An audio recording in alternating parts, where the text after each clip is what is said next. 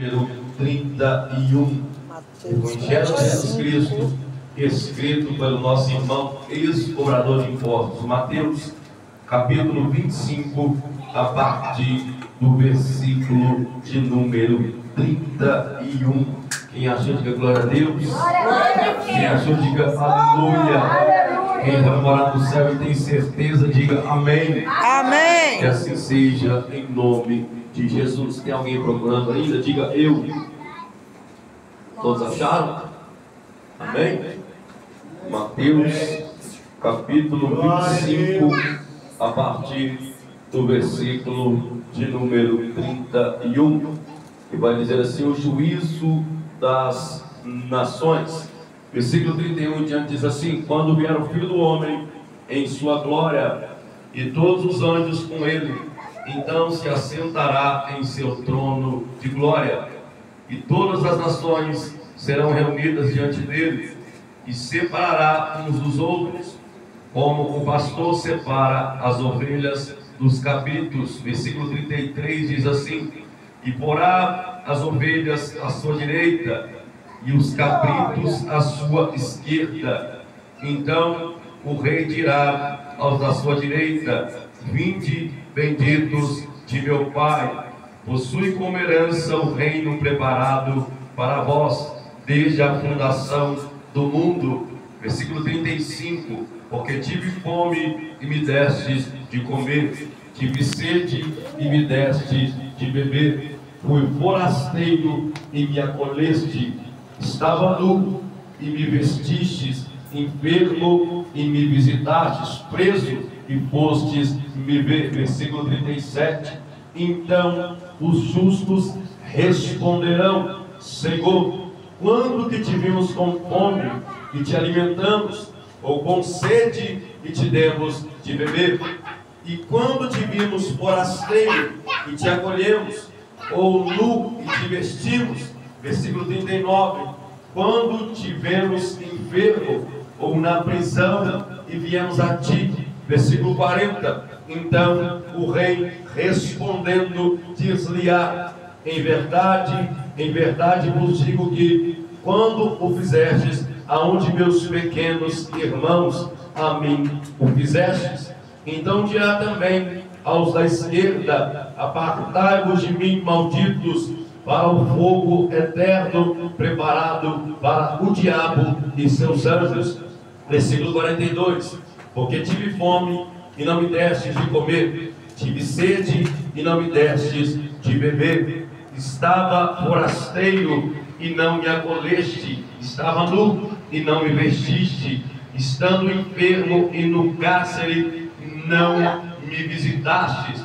Então eles também lhe responderão, dizendo: Senhor, quando te vimos com fome, com sede, forasteiro, nu, enfermo ou preso, e não te assistimos? Versículo 45: então ele lhes responderá: em verdade eu vos digo que, quando a um desses pequeninos não o fizestes, a mim o deixastes de fazer. Versículo 46 e último que iremos ler diz assim: irão estes para o castigo eterno, mas os justos para a vida eterna. Quem recebe essa palavra pode dar glória a Deus. Aleluia. Pode sentar nos seus lugares, fica à vontade. Senhor Deus e Pai, Pai querido, Pai amado, Pai grande, Pai santo, Pai eterno, poderoso e majestoso, uma vez mais, meu Pai, em oração me coloco diante da Tua presença. É com temor e com tremor que eu me apresento em oração. Acabamos aqui, meu Pai, de ler as santas e sagradas Escrituras. Estamos baseados aqui, meu Pai, em um texto de missões, um culto missionário. E contamos nessa noite com a Tua presença para falar através da minha vida, mas te peço também o mover do Teu Espírito Santo sobre cada um de nós, tirando as escamas dos nossos olhos, convencendo e convertendo a nossa mente, a nossa alma, o nosso espírito. Pai querido, Pai amado, na autoridade que há no nome de Jesus, eu quebro agora todo o poder maligno aqui nesse ambiente. Eu dou total liberdade, autoridade, legalidade ao Pai, ao Filho, ao Espírito Santo de Deus. Fala conosco nessa noite, ó Pai, e cumpra o teu propósito. É o que eu te peço em nome de Jesus, e para a glória do Pai, do Filho e do Espírito Santo de Deus. E com glória de glória a Deus. Aleluia. Amados e amadas aqui presentes, eu quero uma vez louvar a Deus por esta casa, por esse privilégio de estar aqui, pelo trabalho que tem sido feito aqui em prol do reino de Cristo Jesus. Aqui presente com os irmãos e irmãs, eu não pude deixar de perceber algo que me tocou, porque de fato vi alguns aqui citando que estão em oração por alguns países. Vi países aqui sendo citados, no quais estão sendo cobertos pelas nossas intercessões. E como um pastor missionário, isso também me preocupa, porque também tenho esse hábito de buscar a Deus em prol de outras nações. Mas enquanto estava aqui assentado, ouvindo, aproveitando a oportunidade, o Espírito Santo me fez uma pergunta, na qual preciso fazer para vocês aqui nessa noite. Dentro dos países aqui foram citados, faltou um país que me chamou muito a atenção, um país que muito me provoca, até mesmo alguns momentos mais íntimos na oração, alguns momentos que você tem que parar para dedicar uma oração mais constante. Aquele tempo que você para, você começa a juntar um conjunto de coisas, que você olha para um departamento, você olha para outro, vai olhando para as coisas que acontecem dentro desse país, e quando você para, você diz assim: eu não posso orar somente 5 minutos, eu não posso dedicar somente 10 minutos, eu não posso parar para clamar por esse país apenas 30 minutos, por quê? Porque eu faço parte dele. Quando eu estou dentro dele, eu começo a ver que a nação brasileira é um campo, é um celeiro missionário, onde muitas são as vezes que pensamos assim: a guerra está lá na China, a guerra está lá na Índia, mas a maior guerra que nós vivemos está dentro da nação brasileira. Quem tem lutado por esse país? Quem tem pagado o preço por essa nação? Quem tem olhado para o cenário brasileiro e tem entendido que tem uma chamada missionária de Deus? Aleluia! A nossa nação brasileira é um campo missionário.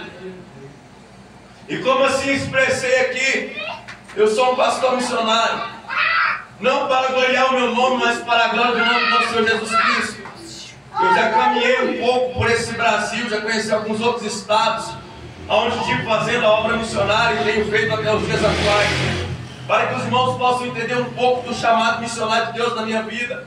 Há 12 anos atrás, Deus me encontrou. Há 12 anos atrás, Cristo me abraçou. E esse abraçar foi literalmente um abraço, porque eu estava perdido, jogado numa lata de lixo, perdido no tráfico de drogas.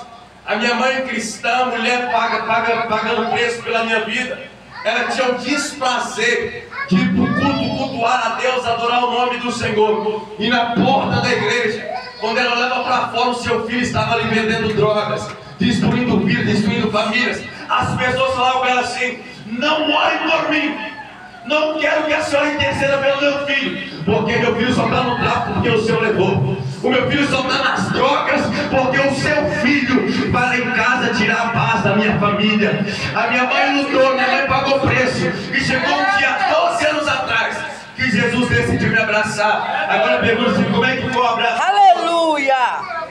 É Deus! E assim que eu peguei nessa noite, pergunte: como é que foi o abraço, pastor? Deu em cima de uma cama. É sempre assim. Furado de bala. É desse jeito. É 6 sempre dias. assim. Tomei tiro na cabeça, tiro no coração, tiro no braço, tiro na perna. Tenho a perna quebrada até hoje. E ali eu agonizando, a minha mãe deitada em cima do meu corpo, dizendo assim: Deus, não deixe meu filho morrer, não deixe ele descer a sepultura, porque o Senhor me fez uma promessa de que ele seria um pregador da palavra. A minha mãe deitada em cima do meu corpo, reclamando. Ali eu tive um encontro com Deus. Ali eu fui Aleluia! batizado pelo Espírito Santo. A presença dele alcançou naquela cama.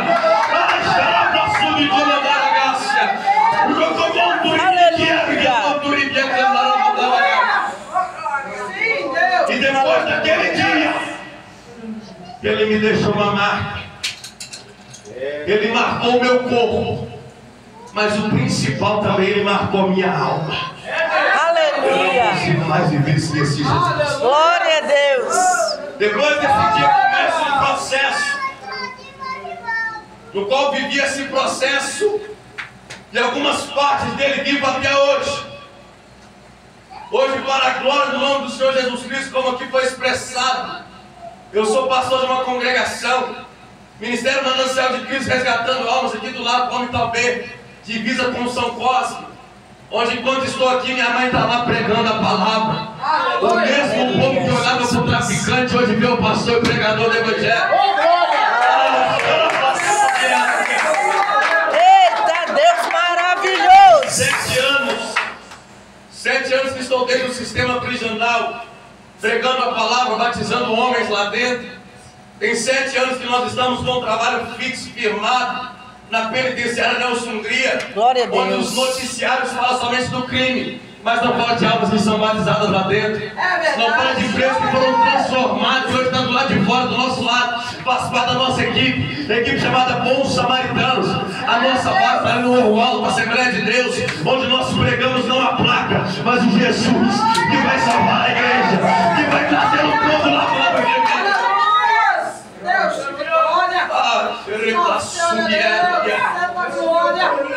Há 7 anos pregando dentro das unidades prisionais, aonde eu conheci o verdadeiro Evangelho. Presídio Melhores, CI, presídio em Sabará, Capitão Eduardo, Bicas 1, Bicas 2, Jason, presídio Vespasiano. Nós temos acessado esses trabalhos prisionais falando de Cristo. E temos visto que a obra missionária aqui no Brasil também era necessário ser feita. É, Deus. Amados, eu quero que você entenda que eu não falo somente de missão, eu vivo missão. Aleluia. Porque quando Jesus me salvou, Ele olhou para mim e disse assim para mim, assim, a partir de hoje, quem te veste sou eu, quem te calça sou eu, quem te alimenta sou eu. Eu aqui vou cuidar do teu celeiro. Quando eu fui consagrado a pastor, eu recebi o auxílio do governo.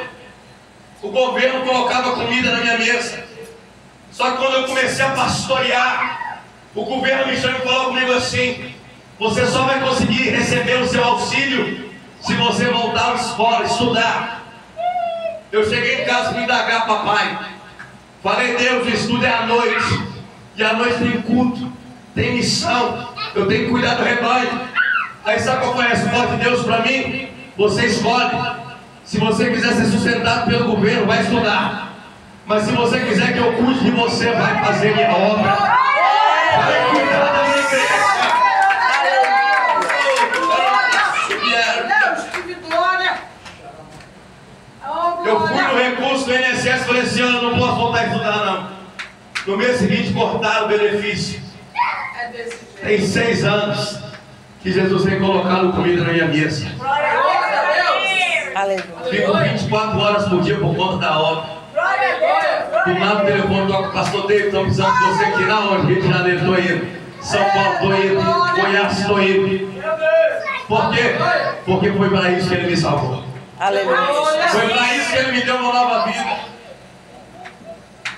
E eu quero que vocês entendam, vocês aqui, os irmãos e irmãs presentes, que nós precisamos despertar para isso. Despertar para o chamado missionário que está em nós. Eu quero que vocês entendam nessa noite que, biblicamente falando, não tem na Bíblia a unção de missionário. Agora pergunte por quê? Porque missão já nasce no coração do crente. Quando você levanta a sua mão e fala assim, eu te aceito, você está aceitando missão. É verdade. Porque Ele mesmo disse, ide por todo mundo e pegai a toda criatura. Aleluia. Você encontra na Bíblia a unção de diácono. Você encontra de evangelista, de presbítero, de pastor, de bispo, de apóstolo. mas você não encontra a unção de missionário. Porque desde o momento que você fala assim, eu aceito a Cristo, você tem que aceitar tudo que vem com Ele. A sua família é sua responsabilidade. A sua casa é sua responsabilidade. O seu vizinho é sua responsabilidade. O lugar onde você mora é sua responsabilidade. É Deus. É grande a A nossa visão a responsabilidade. respeito da obra de Deus, ela às vezes é limitada. Nós limitamos a visão do Evangelho, porque pensamos assim: a obra que Deus me deu para fazer é somente aqui, no ministério onde eu congrego. A obra que Deus me deu para fazer é somente aqui nessas 4 paredes. Aí quando nós saímos do ambiente de culto, muitas das vezes esquecemos que continuamos sendo cristãos. Esquecemos que lá no trabalho É você é um Deus. crente. Refresca a memória do povo. Esquecemos que lá na escola você continua sendo crente. É Jesus. Esquecemos que quando você está na feira você continua sendo crente. Porque aonde você coloca os seus pés, ali Deus te deu uma oportunidade de pregar o Evangelho. Aí Ele te concede uma oportunidade de falar do Evangelho. Como aqui já disse, há 7 anos faço parte de uma equipe de missionários chamada Bons Samaritanos. O nosso líder era o pastor Edson. Ele congrega na Assembleia de Deus no bairro Morro Alto, ali em Vespasiano. E foi ele que me apresentou o sistema prisional para eu poder pregar a palavra de Deus. Há 7 anos estamos nesse trabalho, aonde dentro do sistema prisional já batizamos várias pessoas, já alcançamos várias vidas que estão ali. Alguns que há 7 anos eu conheço lá dentro do sistema prisional. A família nunca visita, não sabe do título dos filhos, mas que toda vez que eu entro lá, falo assim: pastor, o senhor é minha família. Glória a Deus. A cada visita que a gente faz ali, ele fala assim: pastor, não deixa de vir não. É Deus. Porque a visita que a gente recebe aqui é o Evangelho sendo pregado. É Jesus. Presídio Vespasiano, presídio de mulheres, onde tem mulheres que estão ali que não têm acesso aos seus próprios filhos.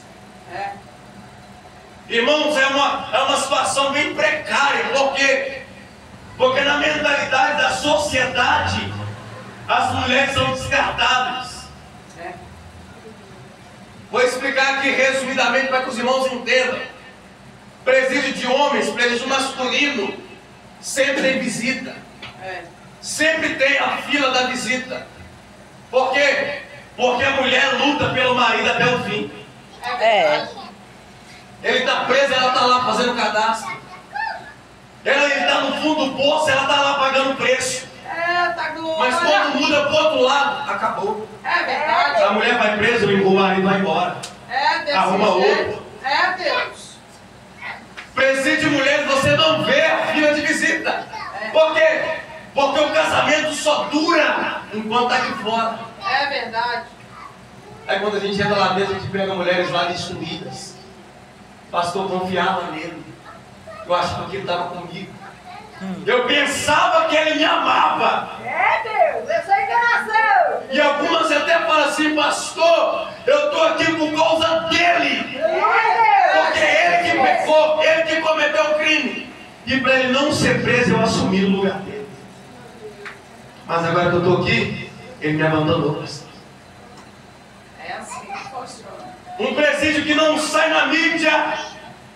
Presídio LGBT. É verdade.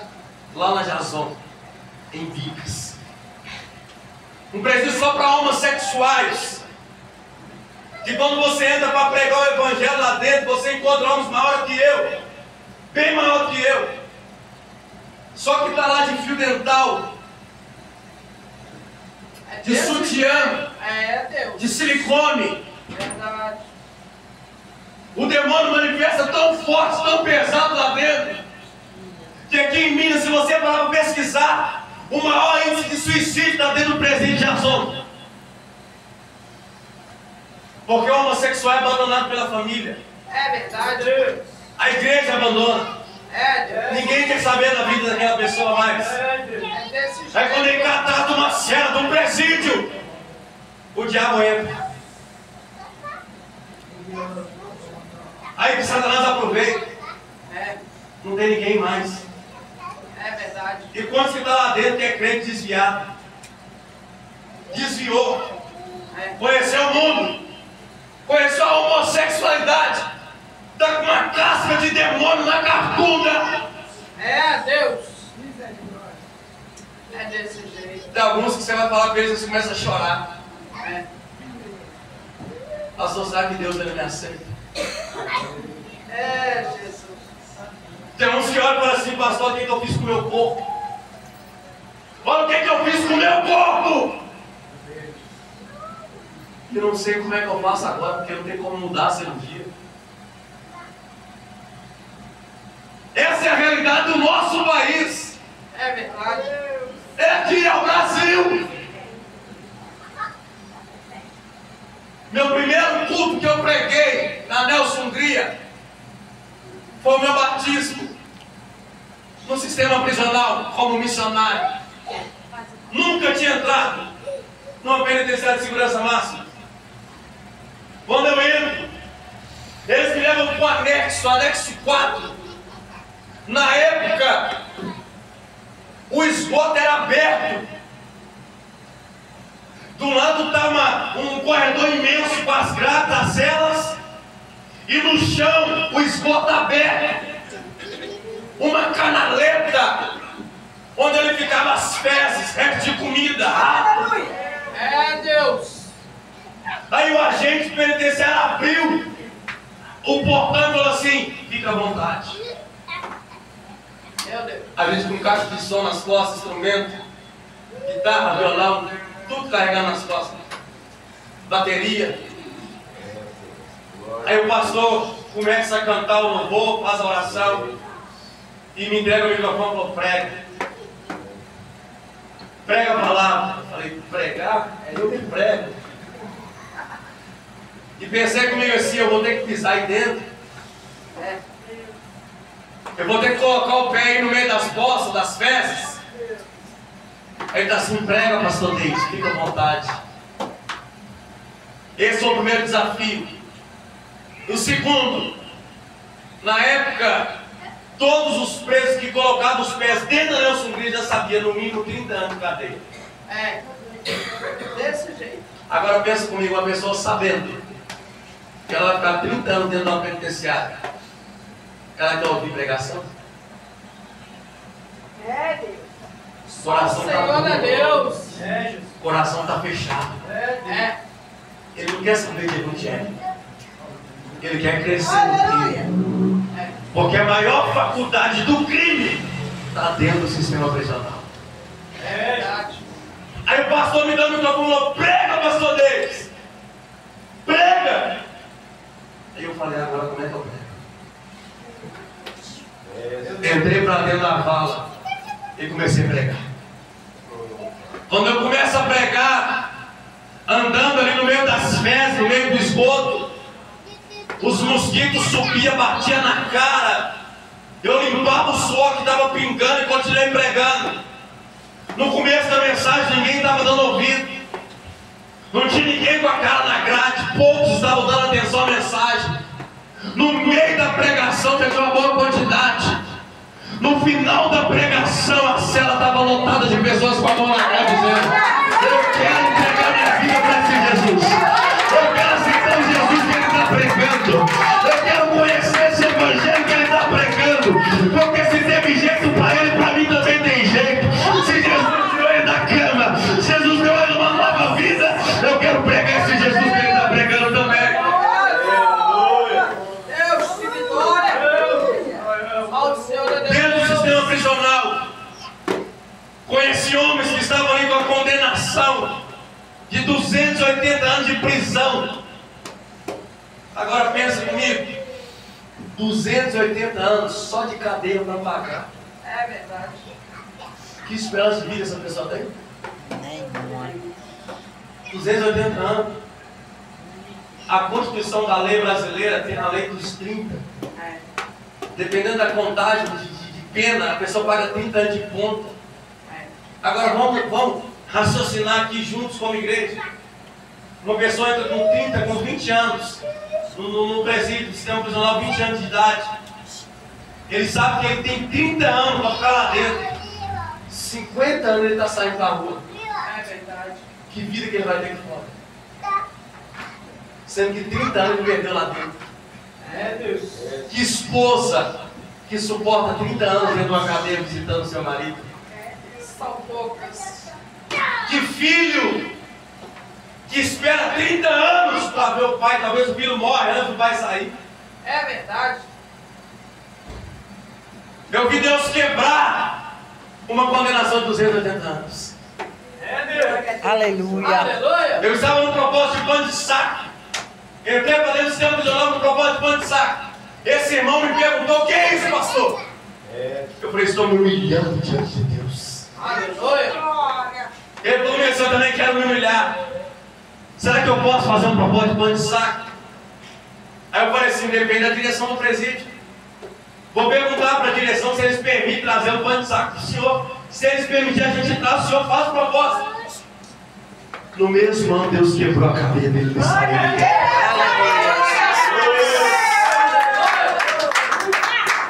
Quando eu falo sobre a responsabilidade, eu entendo o peso missionário que tem sobre a vida dos pais.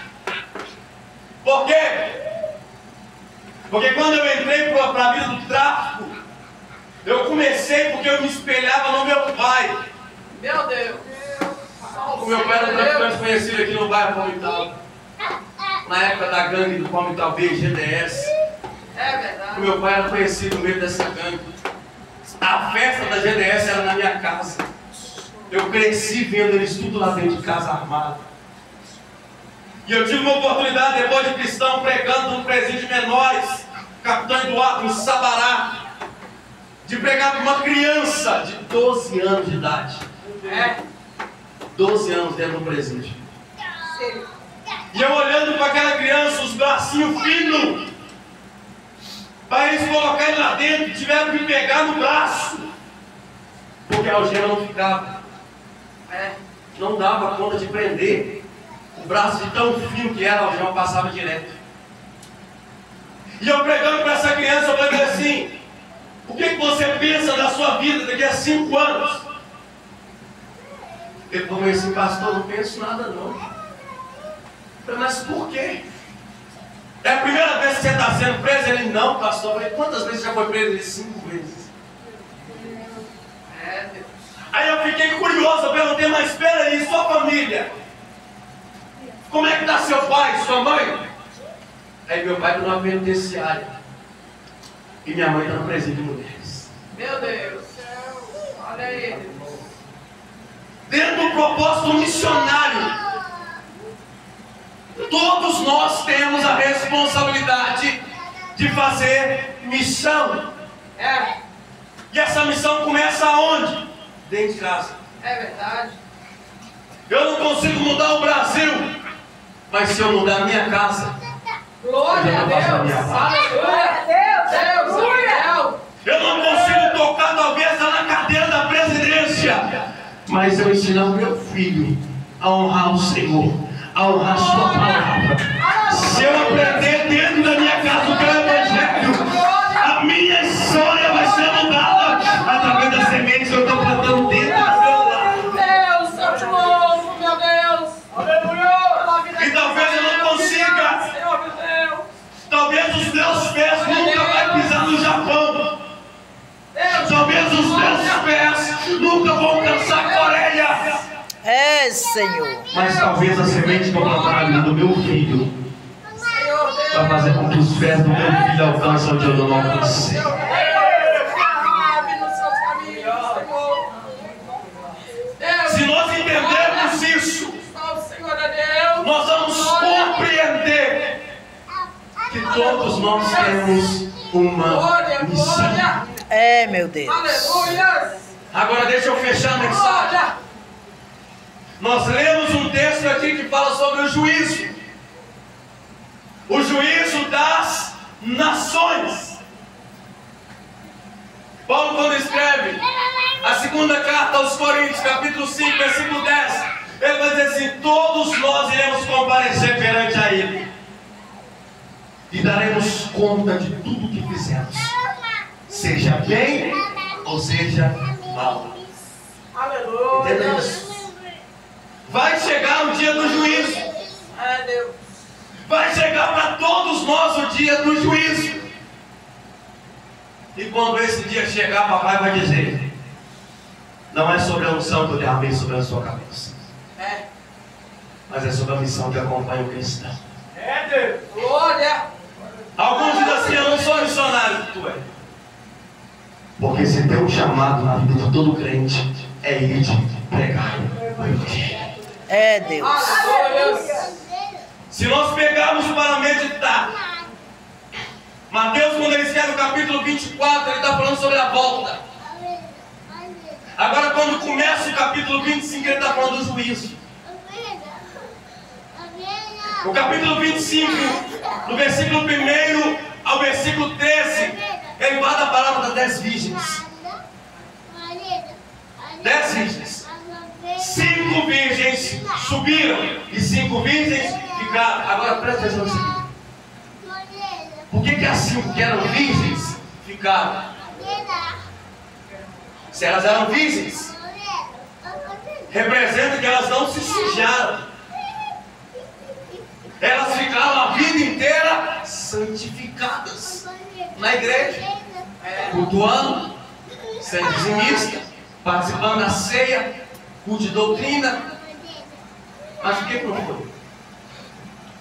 Não se sujou porque estava lá fora, mas se perdeu do lado de dentro. É Deus. É desse jeito. Deixa eu falar isso aqui para você entender. Elas eram virgens, mas não tinham azeite. Então não adianta somente eu me santificar. Aleluia. É. Não é suficiente somente eu fugir do pecado. Eu preciso ter a unção do Espírito. Aleluia. Aleluia. Do versículo Glória a 1 Deus. ao versículo 13, ele fala da palavra das 10 virgens. Agora do versículo 14 ao versículo 30, ele fala da palavra dos talentos. Eita glória. A um ele deu 5, a outro deu 3, a outro deu 1. O que tinha 5 multiplicou, o que tinha 3 multiplicou, o que tinha 1 enterrou. Enterrou o talento, pensou assim: vou enterrar, e quando ele chegar, eu desenterro, entrego e vou para a eternidade. Só que o texto diz que não foi assim. É Deus. Aquele que enterra, ele não recebe a salvação. Mas para onde é que ele vai, pastor? Versículo 30. O servo inútil, lançai-o fora nas trevas, ali haverá choro e ranger de dente. Enterrou o talento, inferno. Enterrou o chamado inferno. Aí agora fala do juízo das nações, a segunda vinda. Porque na primeira vinda a igreja vai ser arrebatada. Agora na segunda ele vem julgar todos. Aí ele vai dizer: estive preso, foste me visitar. Eu estava nu, tu me vestiste. Tive fome, me deste de comer. Quando foi que fizemos isso? Quando fizeram um desses pequeninos. É a mim que tu estás fazendo. É Deus. Aqui eu fecho. Glória a Deus. Glória a Deus. Aleluia. A chamada missionária está no coração da igreja. É Aleluia. Deus. E se nós, como cristãos, não fizermos o que a Bíblia nos ensina, que é amar o próximo, servir ao próximo. Irmãos, eu pensava assim quando eu fui chamado: vou pregar nos maiores congressos. Quem sabe? Estou aqui ainda. Mas quando Deus começou a me moldar, ele falou assim: vou te levar nos piores presídios. Por quê? Porque a nossa geração da qual eu faço parte, quando recebe uma promessa de Deus, só quer os melhores lugares. É Deus. É desse jeito. Só quer os melhores lugares. É. Só que Deus falou: vou te levar nos piores. É. Aqui eu fecho. Fiz uma viagem missionária para o Rio de Janeiro. Fui pregar em São Gonçalo, no território de uma facção, no não posso citar nome que é falta de ética. E ali, quando estava ali, os irmãos falaram assim: pastor, pelo amor de Deus, sai daí, porque eles não recebem o evangelho. Chegamos lá, um sol de 40 graus, viajamos a noite inteira, cansados no ônibus. Chegamos na comunidade, não tinha água, nem para tomar banho, nem para beber. Falei com os irmãos assim: eu vou sair para procurar água. Batemos nas casas, ninguém atendia. Uma irmã que me atendeu falou assim: o que você está fazendo aqui? Tu é de onde? Eu falei: sou de Minas, sou pastor missionário, vim pregar o evangelho. Falei: pelo amor de Deus, vai embora. Vai embora! Por que eles estão matando? Se eles te pegar aqui sem farda ainda, piorou. O que é a farda? A blusa do evangelismo da igreja. Se pegar você aqui sem farda, você está morto. Os irmãos da outra comunidade, que a gente já estava acostumado a estar lá com eles, ligou para mim e falou assim: pastor, pelo amor de Deus, sai daí, porque ele não é bem-vindo ao evangelho. Meu Deus. Falei com os irmãos assim: já estamos aqui, vamos pregar. Colocamos a caixa de som na rua e começamos a fazer o culto. No meio da praça, os traficantes passavam para lá e para cá, tudo olhando para a gente, e a gente pregando. Terminou o culto, peguei a caixa de som, colocamos nas costas e fomos embora para outra comunidade. Poucos dias depois a gente volta, vem para cá, para Minas. Isso foi numa sexta-feira que nós pregamos lá, na segunda estávamos aqui em Minas. Um dos irmãos lá do Rio me manda os vídeos. Fala assim: pastor David, você lembra daquela comunidade que você estava? Onde vocês pregaram o evangelho? Eu falei: lembro, o que tem? Como é que está lá? E ele vai te mandar os vídeos para você ver. Assim que nós saímos de lá, uma outra facção rival entrou dentro da comunidade, matou todo mundo, colocou fogo nos traficantes. Ele mandou os vídeos até hoje, corpos queimados no meio da rua, e outros traficantes armados com as suas metralhadoras comemorando: tomamos, tudo nosso, está de volta. É verdade. Aí que eu te falo com você, quando eu comecei a ver os vídeos, Deus falou comigo assim: foi a última chance, foi a última palavra, foi a última mensagem, foi a última oportunidade. Você pregou, bateu o pé no chão dizendo: estou limpo, e a alma deles está forte diante de mim. Eu quero que vocês entendam a respeito disso. Talvez você vai chegar diante de alguém, essa pessoa falar assim: não quero que você pregue para mim. Pregue. Talvez o seu filho, seu vizinho, seu marido, seu irmão, seu pai não quer te ouvir. Pregue assim mesmo. É o que Paulo fala com Timóteo, 2 Timóteo capítulo 4.